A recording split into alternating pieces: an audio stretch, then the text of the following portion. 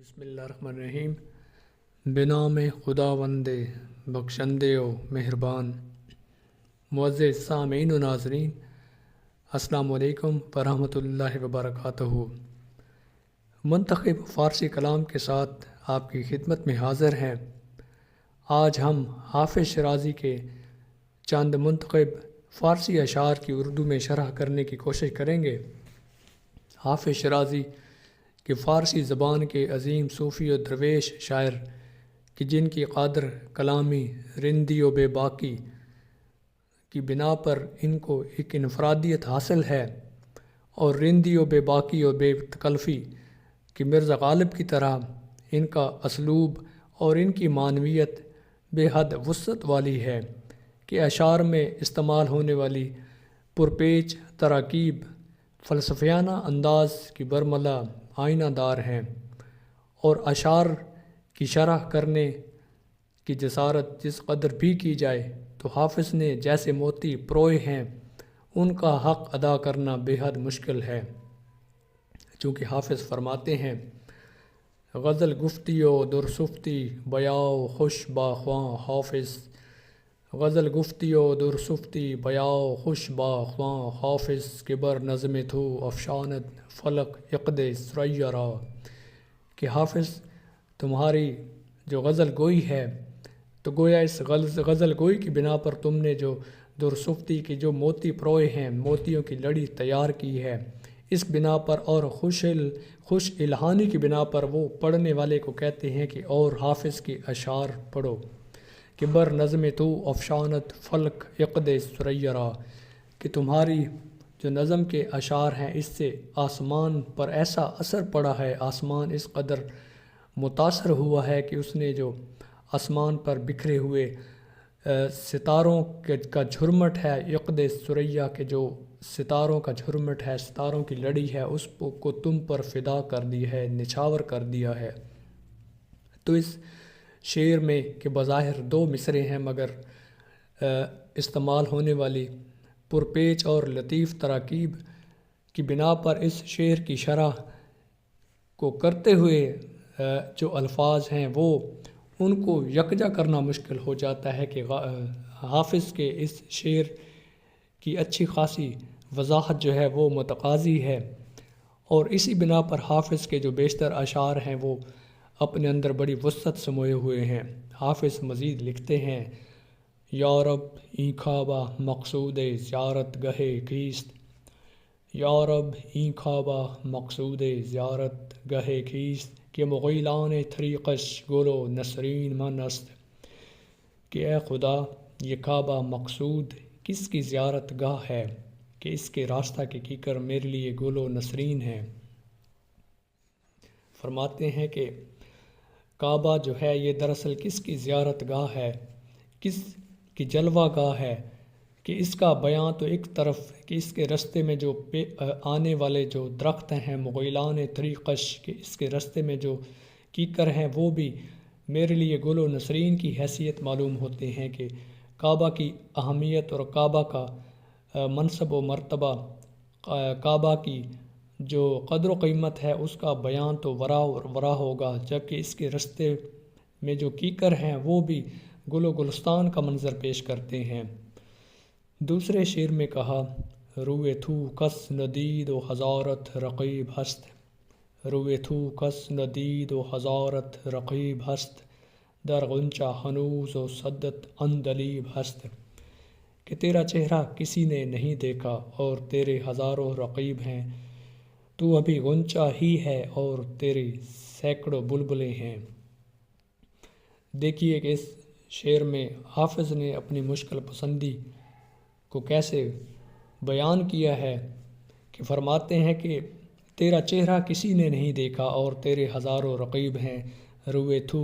کس ندید و ہزارت رقیب ہست۔ اس شعر میں دیکھیے کہ انہوں نے بظاہر حبیب کے رقیب کی جو صفت ہے استعمال کی ہے، کہ عام طور پر جو کوئی بھی خوبصورت چہرہ ہوتا ہے تو اس کے رقیب کم اور اس کے چاہنے والے زیادہ ہوتے ہیں، تو یہاں پر انہوں نے اس کے بالکل برعکس جو لفظ ہے رقیب کا استعمال کیا ہے کہ کیا کہتے ہیں کہ روئے تھو کس ندید و ہزارت رقیب ہست، کہ تیرا چہرہ کسی نے نہیں دیکھا اور تیرے ہزاروں رقیب ہیں، کہ دراصل وہ رقیب کے معنی میں بھی وہ چاہنے والوں کی صفت کا بیان کرنا چاہ رہے ہیں۔ در غنچہ ہنوز و صدت ان دلیب ہست، کہ تو ابھی غنچہ ہی ہے کہ مکمل پھول نہیں بنا، پھر بھی دیکھیے کہ تم پر سینکڑوں جو بلبلے ہیں وہ فدا ہیں۔ گویا اس شعر میں محبوب کے حسن کا تذکرہ کرتے ہوئے کہتے ہیں کہ ابھی تک تمہارا جو دیدار ہے مکمل طور پر لوگوں نے کیا ہی نہیں، تو پھر بھی تمہارے چاہنے والوں کی جو تعداد ہے وہ ہزاروں میں ہے، اور تو ابھی غنچہ ہی ہے کہ مکمل پھول بھی نہیں بنا، پھر بھی جو سینکڑوں بلبلے ہیں وہ تم پر فدا ہوئی جاتی ہیں۔ تیسرے شعر میں کہا، گر آمدم بکوئے تھو چھندا غریب نیست، گر آمدم بکوئے تھو چھندا غریب نیست، چھو من دری دیار ہزاراں غریب ہست، کہ اگر میں تیرے کوچہ میں آ گیا ہوں تو کوئی نادر بات نہیں کہ مجھ جیسے ہزاروں اس وطن میں پردیسی ہیں۔ حافظ دراصل محبوب کے کوچہ میں جب پہنچتے ہیں تو وہ اپنی اس منفرد کیفیت کا اظہار کرتے ہیں کہ وہ محبوب کے کوچہ میں اگر پہنچ گئے ہیں تو اس میں کوئی منفرد اور کوئی الگ نادر یا عجیب سی بات نہیں ہے، کہ وہ جب یہاں پہنچتے ہیں تو وہ دیکھتے ہیں کہ محبوب کے حسن و جمال پر، محبوب کے عشق میں اور بھی کئی مجنوں یہاں پر موجود ہیں، کہ اس لیے فرمایا کہ گر آمدم بکوئے تھو چھندا غریب نیست، کہ اگر میں تیرے کوچے میں آ گیا ہوں تو یہ کوئی نادر بات نہیں ہے۔ چھو مندری دیار ہزاراں غریب ہست، کہ مجھ جیسے ہزاروں اس وطن میں پردیسی ہیں۔ تو گویا یہ دیکھیں کہ وطن اور پردیس دونوں صفتوں کو اس دوسرے مصرے میں بڑی خوبصورتی کے ساتھ استعمال کیا، کہ محبوب کے کوچے میں اگر ہم آ گئے ہیں تو یہ کوئی عجیب بات نہیں کہ یہاں پر اور بھی مجھ جیسے ہزاروں ایسے مجنوں، ایسے دیوانے موجود ہیں کہ جو اپنا وطن چھوڑ کر محبوب کے کوچے کو اپنا وطن بنائے ہوئے ہیں۔ پھر کہا، در عشق خانقاہ و خرابات شرط نیست، در عشق خانقاہ و خرابات شرط نیست، ہر جا کے ہست پرتوئے روئے حبیب ہست، کہ عشق کے بارے میں خانقاہ اور شراب خانہ کی شرط نہیں ہے، جو بھی جگہ ہے وہاں معشوق کے چہرے کا پرتاؤ موجود ہے۔ عشق کے بارے میں اپنا نقطہ نظر بیان کرتے ہوئے کہتے ہیں کہ جو عشق کی گلی ہے، عشق کا رستہ ہے، عشق کا جو میدان ہے، یہاں پر خانقاہ اور شراب خانے کا امتیاز نہیں ہے، کہ یہ ایسا مقام ہے، ایسا مرتبہ ہے کہ یہاں پر چاہے کوئی خانقاہ سے آ جائے یا شراب خانہ سے اٹھ کر آ جائے، وہ عشق اس کو خوش آمدید کہتا ہے، اور دونوں کے لیے جو بھی اس سرزمین پر قدم رکھتا ہے تو عشق کہ ہاں اس کے لیے کوئی ایسا امتیاز کامل و ناقص نہیں ہے،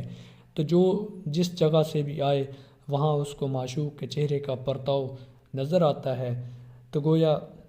عشق کی سرزمین پر چاہے کوئی خانقاہ سے آئے یا خرابات شرط نیست، کہ یعنی اس کے لیے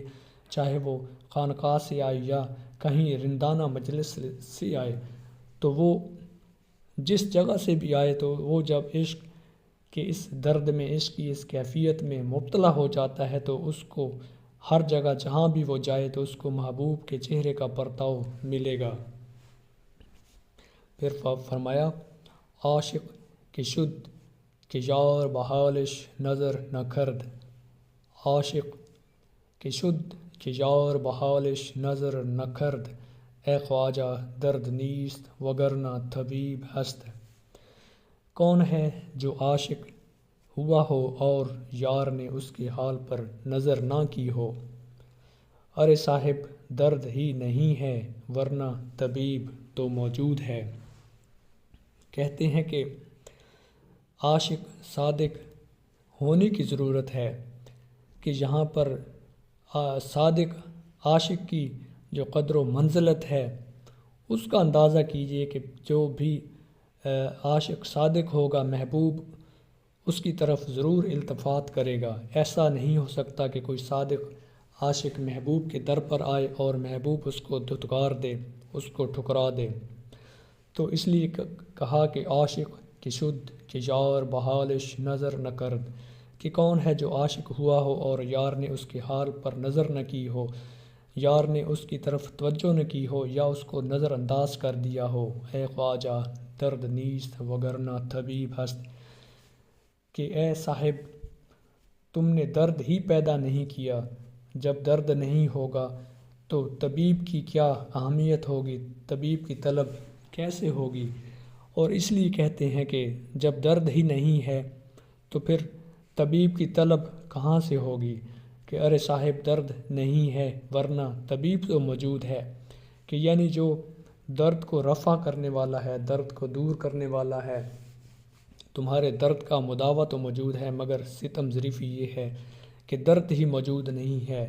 تم نے دعویٰ تو کیا ہے مگر حقیقت میں تم صادق عاشق نہیں ہو۔ پھر چھٹے شعر میں کہا روشن از پرتوے رویت نظر نیست کے نیست، روشن از پرتوے رویت نظر نیست کے نیست، منت خاک درد بر بصر نیست کے نیست، کہ کوئی ایسی نگاہ نہیں ہے جو تیرے چہرے کے پرتاؤ سے روشن نہیں ہے، کوئی ایسی بینائی نہیں ہے جس پر تیرے در کی خاک کا احسان نہیں ہے۔ تو دراصل حافظ نے یہ جو اشعار ہیں ان میں یہ دیکھا جائے تو یہ نعتیہ کلام معلوم ہوتا ہے کہ جس میں حضور صلی اللہ علیہ وسلم کی بارگاہ کے حوالے سے اپنے عشق اور اپنی نیاز مندی کا اظہار کرتے ہوئے نظر آتے ہیں۔ دیکھیے کہ اس شعر میں بھی اظہار کرتے ہیں کہ روشن از پرتوے رویت نظر نیست کے نیست، کہ کوئی ایسی نگاہ نہیں ہے جو تیرے چہرے کے پرتاؤ سے روشن نہ ہو، کہ گویا تمہارے جو چہرے کی تابانی ہے، چمک دمک ہے، چہرے کی جو کشش ہے، اس کی بنا پر ہر نگاہ میں نور موجود ہے، کہ دنیا میں کوئی بھی جو دیکھنے والا وہ شخص ہے اس کو اگر نگاہ ملی ہے تو وہ تمہارے چہرے کی تابانی کی طفیل اس کو یہ عطا کی گئی ہے۔ دوسرے مصرعے میں کہا منت خاک درد بر بصر نیست کے نیست، کہ کوئی ایسی بینائی نہیں ہے جس پر تیرے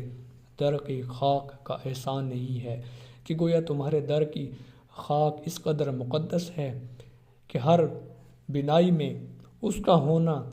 اس کے لیے عظمت، رفت اور بڑے مرتبہ کی بات ہے۔ پھر ساتویں شعر میں کہا نوبت زہد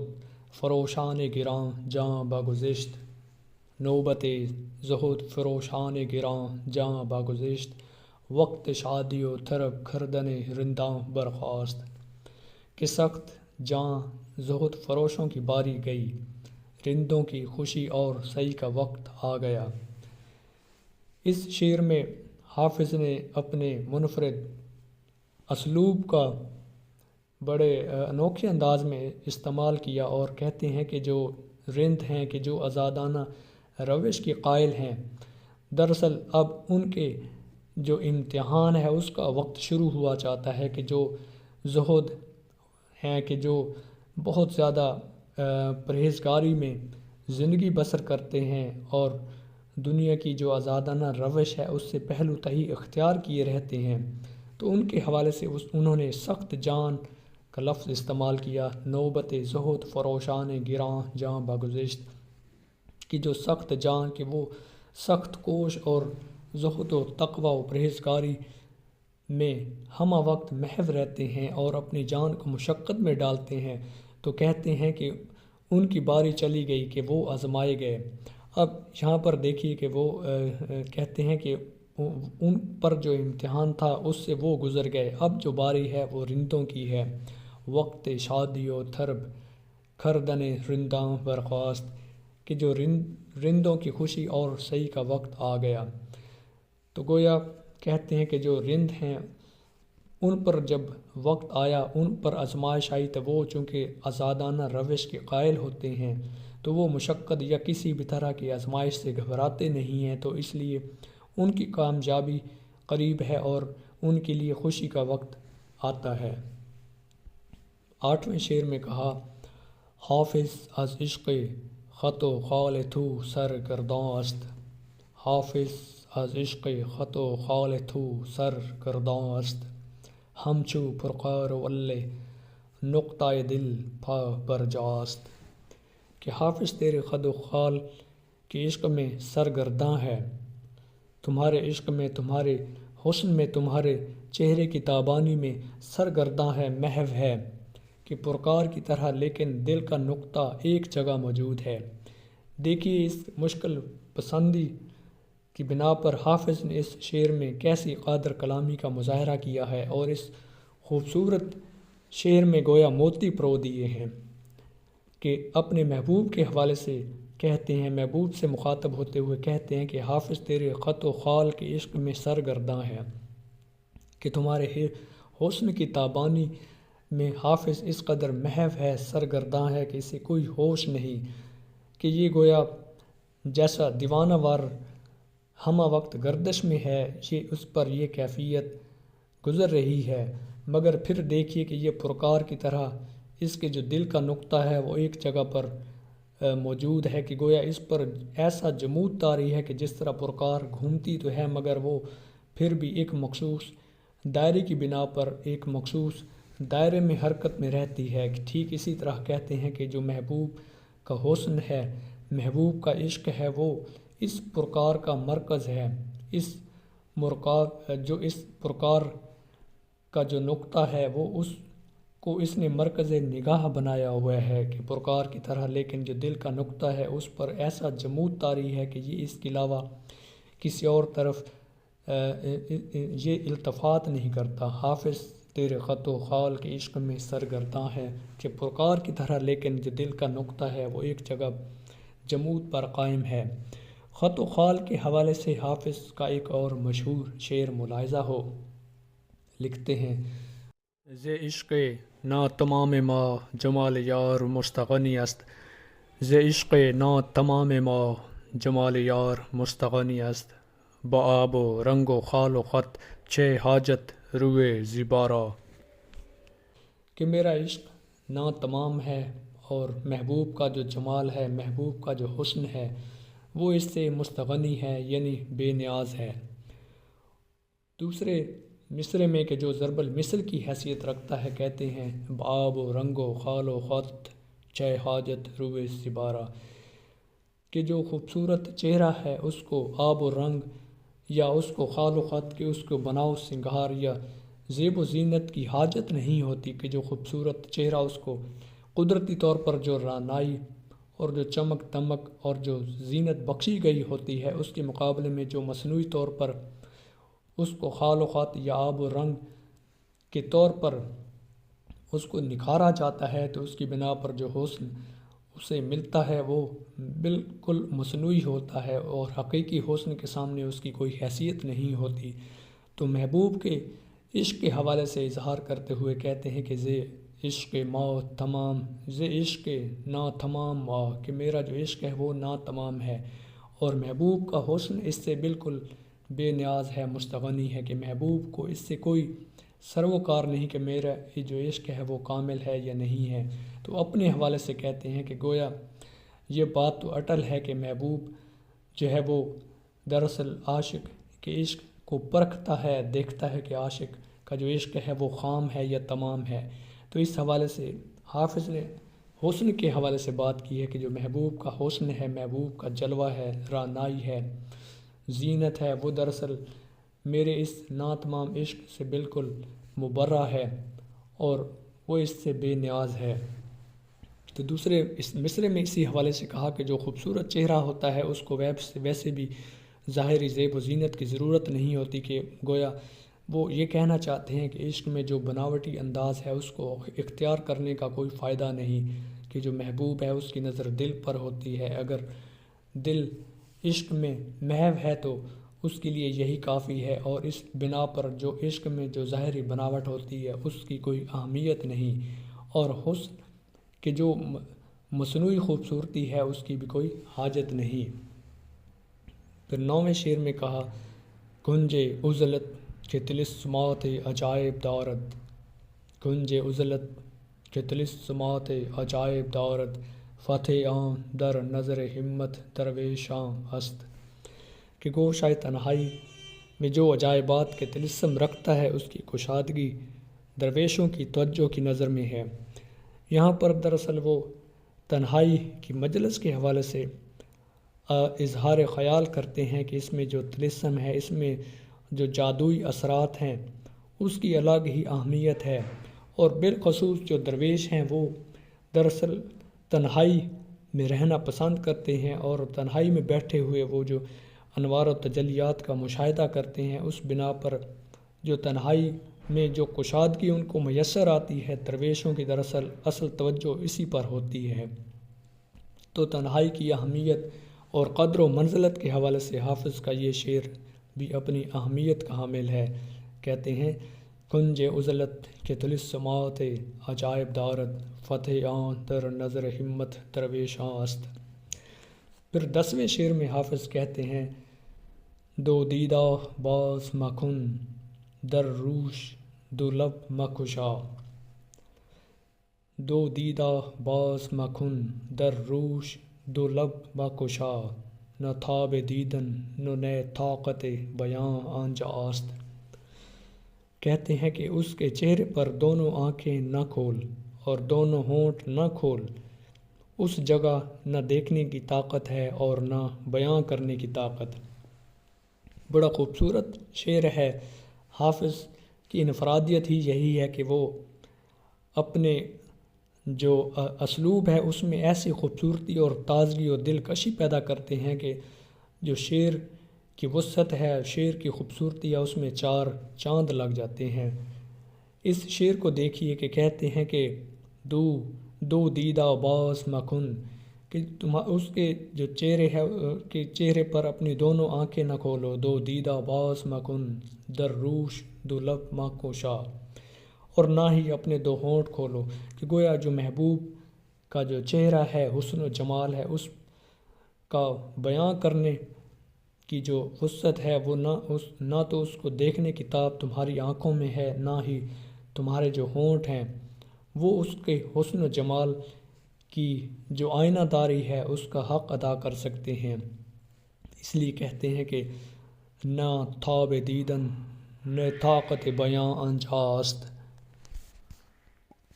کہ اس جگہ نہ دیکھنے کی طاقت ہے اور نہ بیان کرنے کی۔ تو گویا محبوب کے حسن و جمال کا جو بیان ہے اس پر نہ تو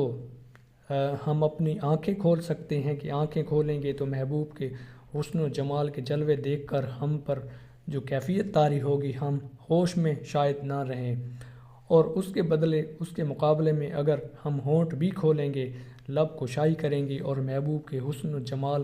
کو الفاظ کے پیرائے میں بیان کرنے کی کوشش کریں گے تو تب بھی محبوب کے حسن و جمال کا جو بیان ہے اس کا حق ادا نہیں ہو سکتا، لہٰذا اس پر خاموشی ہی بہتر ہے۔ تو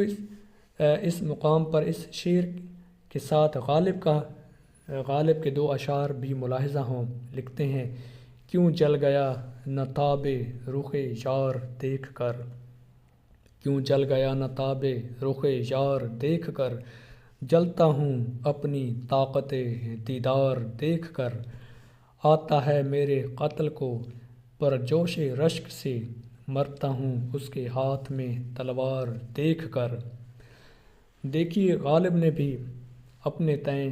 بڑی بے باکی کے ساتھ اظہار کیا ہے کہ کیوں جل گیا نہ تاب رخ یار دیکھ کر، جلتا ہوں اپنی طاقت دیدار دیکھ کر، کہ محبوب کے حسن و جمال کی تابانی کی بنا پر نہ جانے مجھ پر کیسی کیفیت گزری کہ میں جلنے سے بچ گیا، ورنہ تابانی اور چمک دمک ایسی تھی کہ میرا جلنا عین ممکن تھا، مگر اس بنیاد پر محبوب کے حسن و جمال کو دیکھ کر تو میں بچ گیا کہ میں جلا نہیں۔ ہاں البتہ اپنی طاقت جو دیدار تھی اس پر میں اس قدر حیرت میں مبتلا ہوا کہ مجھ پر جلنے کی کیفیت طاری ہو گئی، کہ گویا جلتا ہوں اپنی طاقت دیدار دیکھ کر۔ تو یہاں پر دیکھیے کہ جیسا حافظ نے کہا کہ محبوب کے حسن و جمال کا جو بیان ہے یہ ممکن نہیں، لہٰذا خاموشی ہی بہتر ہے۔ تو غالب بھی اسی پیرائے میں کچھ کہتے ہیں کہ محبوب کا جو رخ ہے، حسن و جمال ہے، اس کی تاب ہم میں نہیں تھی، اور اگر ہم نے وہ دیدار کر بھی لیا تو پھر دیکھیے کہ ہماری طاقت دیدار کیسی ہے، ہمیں اپنی اس طاقت دیدار پر حیرت ہوتی ہے۔ پھر کہتے ہیں کہ محبوب کے عشق میں ہم اس قدر فدا ہیں کہ محبوب ہمارے قتل کے ارادے سے آتا ہے، اس کے ہاتھ میں تلوار ہے، اور ہماری یہ کیفیت ہے کہ ہم تلوار دیکھ کر ہی جو ہیں وہ اس کیفیت میں گزر رہے ہیں کہ گویا اس نے ہم قتل ہوئے جاتے ہیں۔ آتا ہے میرے قتل کو اوپر، جوش رشک سے مرتا ہوں اس کے ہاتھ میں تلوار دیکھ کر، کہ اس کے باوجود کہ ابھی اس کے ہاتھ میں تلوار ہے، مگر دیکھیے کہ ہم تلوار اس سے پہلے کہ وہ تلوار چلائے، ہم پہلے ہی اپنی جان اس کے سپرد کیے دیتے ہیں۔ تو امید ہے کہ پیش کردہ آج کا منتخب جو کلام ہے، اس کی شرح کے حوالے سے ہم اپنی اس کاوش میں کامیاب رہے ہوں گے۔ پھر بھی آپ کی آراء اور آپ کی رہنمائی کے منتظر رہیں گے۔ شکریہ۔